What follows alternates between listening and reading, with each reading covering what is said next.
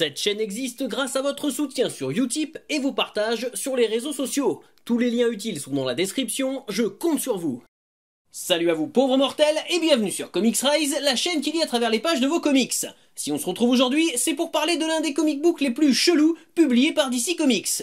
Franchement vous allez voir, on est dans le what the fuck de compète.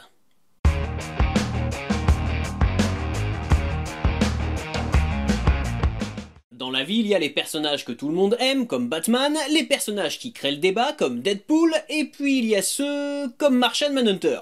Franchement, t'as déjà entendu quelqu'un te dire que son personnage préféré c'était Martian Manhunter? Bah non, ça existe pas.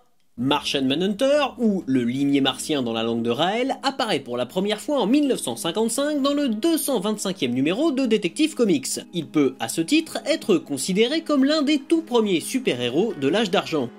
Martian Manhunter est en fait John Jones, un martien accidentellement téléporté sur Terre. Coincé sur notre planète, il décide de combattre le crime en attendant que ses compatriotes martiens viennent le secourir. Car oui, les martiens existent et Mars est habité.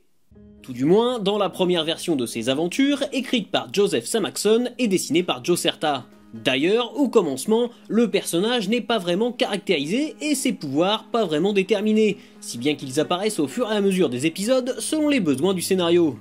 Le polymorphisme et la télépathie étant globalement les deux seuls pouvoirs le distinguant vraiment de Superman qui reste le modèle du super-héros classique. Après le méga crossover Crisis on Infinite Earths en 1985, les origines de John Jones sont redéfinies, notamment par le scénariste John Mark DeMatteis dans la série Justice League International, mettant en scène de façon très décalée plusieurs seconds couteaux de l'éditeur, puis dans une mini-série consacrée au personnage en 1988. On apprend par exemple qu'il n'a pas seulement voyagé d'une planète à une autre, mais aussi à travers le temps. Ainsi, il devient l'un des derniers survivants de sa race disparue, ce qui rend plus plausible son rapport à ce que nous savons aujourd'hui de la planète rouge. Le limier martien sera impliqué dans pratiquement toutes les formations de la Justice League depuis la création de l'équipe en 1960, en faisant de façon un peu paradoxale l'un des plus importants personnages secondaires de DC Comics. Et on peut dire que contrairement à d'autres super-héros de l'éditeur, Martian Manhunter est assez mal défini, son background est aussi instable que flou, et le peu d'histoires dont il serait le personnage central sont assez anecdotiques. Et il y a une bonne raison à tout ça! Eh bah oui, on s'en bat les couilles! Plus sérieusement, on remarque souvent que le développement d'un personnage de comics est proportionnel à l'intérêt, parfois inexplicable, qu'ont pour lui les lecteurs. Et sur ce point, John Jones n'est clairement pas un héros de premier plan. Bien que pouvant jouer un rôle clé au sein de la Justice League, il n'en reste pas moins un personnage secondaire, interchangeable avec d'autres héros au statut similaire comme Cyborg ou Hawkgirl. Les auteurs se sont donc un peu moins intéressés à lui qu'aux chouchous du public comme Batman ou Superman, offrant moins de relecture de ses origines et moins de récits majeurs le mettant en scène. Sur ce point, on peut par exemple le comparer à Ant-Man chez Marvel. Bien qu'étant tous les deux de très bons personnages, ils n'existent que trop peu en dehors de leur équipe respective, ce qui est assez regrettable. Mais il faut reconnaître que Martian Manhunter est une rémanence de la science-fiction du Golden Age dont l'archétype vieillit assez mal. Si dans les années 50 ou 60 on acceptait facilement qu'un héros puisse venir de Mars sans se poser plus de questions, ça ne colle plus vraiment aux standards actuels de la bande dessinée américaine, qui sous ses apparences d'éternel divertissement cherche tout de même un peu de cohérence scientifique dans ses histoires. Et encore, on passera sur Zook, personnage cartoonesque venu d'une autre dimension et servant à la fois de sidekick et d'animal de compagnie au limier le temps de quelques épisodes dans les années 60, car là on va clairement perdre certains d'entre vous. En somme, à défaut d'être pris au sérieux, Martian Manhunter laisse la majorité des lecteurs indifférents, et toutes les pirouettes scénaristiques mises en place jusqu'ici peinent à gommer l'image kitsch du personnage. Bref, aujourd'hui on va parler du 24e numéro de la série Martian Manhunter, paru en 2000. Attends, mais pourquoi il y a Jackie Chan derrière le bouquin? Qu'est-ce que c'est que cette merde? Cette publicité a été commandée par la filière laitière aux États-Unis pour faire la promotion du lait. Derrière cette série de photos mettant en scène différentes célébrités comme Elton John, Beyoncé ou encore Whoopi Goldberg, on trouve le styliste culinaire Norman Stewart, qui leur a dessiné à tous une petite moustache de résidus laitiers. Donc c'est complètement what the fuck, mais comme vous allez le voir, ça colle plutôt bien avec le contenu, puisqu'on va parler de goûter et plus particulièrement d'Oreo. C'est dans le 8e numéro de Justice League International, paru en 1987, que Martian Manhunter parle pour la première fois de ses fameux biscuits. Lors de l'emménagement de l'équipe dans son nouveau QG, un déménageur est intrigué par la présence d'une caisse remplie d'Oreo. Le limier explique alors que c'est Captain Marvel qui lui a fait découvrir, et qu'il adore ça. À partir de là, les Oreos vont régulièrement apparaître et s'imposer comme le snack préféré du Martien. Jusqu'au 24e épisode de sa propre série qui marque l'apogée de cette addiction. Ce numéro s'ouvre sur un souvenir de Martian Manhunter, à l'époque où il faisait partie de la Justice League International. Blue Beetle et Booster Gold vont jouer un tour à John Jones en cachant ses précieux cookies, ici appelés Chocos. Bon, en fait, tout le monde aura reconnu les Oreos, mais DC Comics n'avait pas les droits pour utiliser la marque dans cette histoire, et ils ont donc dû trouver un nom de substitution. Ce que les deux bouts en train n'avaient pas prévu, c'est que John est particulièrement accro à ses biscuits, et qu'il va entrer en crise comme un camé en manque de sa dose. Partant en quête de Chocos à l'épicerie du coin, le limier va laisser parler ses instincts primaires de martien, et se transformer en une énorme créature musculeuse à l'élocution très sommaire, qui n'est pas sans rappeler un certain Hulk chez Marvel.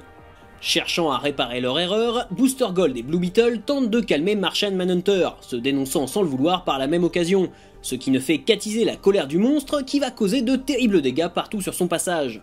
Les plaisantins essayent d'attirer John jusqu'à l'entrepôt où ils ont caché son stock de Chocos, et ce dernier finit par s'écraser au milieu d'une montagne de biscuits.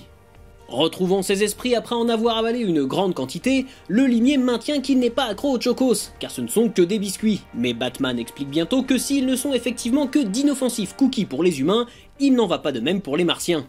Leur métabolisme est différent et réagit à la composition des Chocos comme le corps humain pourrait le faire en présence de produits stupéfiants, générant une forte addiction. John doit regarder la réalité en face, il est accro aux Chocos. Ayant une parfaite maîtrise des cellules de son corps, le limier parvient à rejeter son addiction qui prend alors la forme d'une entité gluante s'attaquant à ses coéquipiers. Mais heureusement, il détruit rapidement la créature grâce à sa vision thermique. L'épisode se conclut cette fois dans le présent et nous comprenons alors que Martian Manhunter racontait cette histoire au Green Lantern Kyle Rayner, histoire qu'il termine par une petite morale sur l'addiction. Mais Wonder Woman doute de la véracité de ce récit à base de biscuits, et John lui rétorque alors qu'une histoire n'a pas besoin d'être vraie pour être bonne. Que dire? Prise hors contexte et au premier degré, cette histoire ne sert à rien et elle est à peine drôle. Très clairement, il y avait 1000 façons plus intéressantes de développer le background du personnage en faisant autre chose qu'un épisode bouche-trou mal inspiré. Et contrairement à la rencontre entre Superman et le lapin de Nesquik dont je vous ai déjà parlé, on ne peut même pas justifier son existence par un quelconque partenariat publicitaire, puisque DC n'avait pas le droit d'utiliser la marque Oreo. Cela étant, les Chocos deviendront un élément caractéristique du personnage, apparaissant même dans la série Supergirl de la CW. Bon, ce numéro soulève quand même quelques thématiques intéressantes. Bien évidemment, il y est question d'addiction, un problème déjà abordé plusieurs fois dans les comics depuis les années 70, avec Roy Harper, le sidekick de Green Arrow addict à l'héroïne, ou Iron Man et son rapport à l'alcool. Mais ici, j'ai surtout pensé aux nombreux mythes alimentaires qui circulent sur les Oreos. Par exemple, certains pensent que les étranges symboles qui décorent le biscuit créé en 1912 seraient un message caché des Templiers ou des francs-maçons. Une théorie renforcée par le fait que nul n'est en mesure d'expliquer leur signification, ni même l'origine du nom des biscuits, qui reste un mystère. En 2013, une expérience sur des rats, menée par l'université du Connecticut, a établi que les Oreos étaient potentiellement aussi addictifs que la cocaïne. En effet, les rongeurs devenaient rapidement dépendants aux biscuits, et plus particulièrement à la crème qu'ils contiennent. Une expérience qui démontre l'effet néfaste des produits très gras et très sucrés sur le cerveau, mais contrairement à ce que certains ont pu déduire de cette étude, les Oreos eux-mêmes ne contiennent pas de cocaïne. Cependant, jusqu'au milieu des années 90, ils contenaient du saindoux. Si l'arrêt de l'utilisation de ce composant était avant tout motivé par l'obtention d'une certification cachère, cela a aussi eu pour effet plus ou moins involontaire de rendre les biscuits compatibles avec un régime végétarien, voire végétalien. Car bien que l'image du lait soit régulièrement utilisée dans les publicités, les Oreos n'en contiennent pas. Bon, par contre, ils contiennent de l'huile de palme, donc si vous aimez les orang-outans, n'en mangez pas. Loin du folklore de la malbouffe remplie de bonbons qui font exploser votre estomac, cette aventure de Martian Manhunter renvoie surtout à des faits bien réels aux États-Unis. Pendant des siècles, les Pimas, une tribu amérindienne d'Arizona, a cultivé la terre, utilisant notamment un système d'irrigation très étendu constitué de plus de 600 km de canalisation. Fortement dépendants des variations climatiques, ils avaient développé avec le temps une mutation génétique particulière, un gène de l'épargne leur permettant de stocker les graisses afin de survivre aux périodes de disette. Seulement, au début du XXe siècle, les colons qui ont besoin d'eau pour leur culture détournent les sources depuis les montagnes, privant le peuple Pima de son système d'irrigation. N'ayant plus moyen de travailler la terre comme ils le faisaient depuis des siècles, et donc de quoi se nourrir, les Amérindiens finissent parqués dans des réserves, recevant comme douteuse contrepartie les stocks de nourriture inutilisés de la Première Guerre mondiale, et adoptant peu à peu la même alimentation que les colonisateurs. Au fil des décennies, les Pimas vont cumuler inactivité et surconsommation de malbouffe, un mélange explosif qui, couplé à leur métabolisme programmé pour stocker les graisses, en fera la population la plus fortement touchée par le diabète et l'obésité aux États-Unis.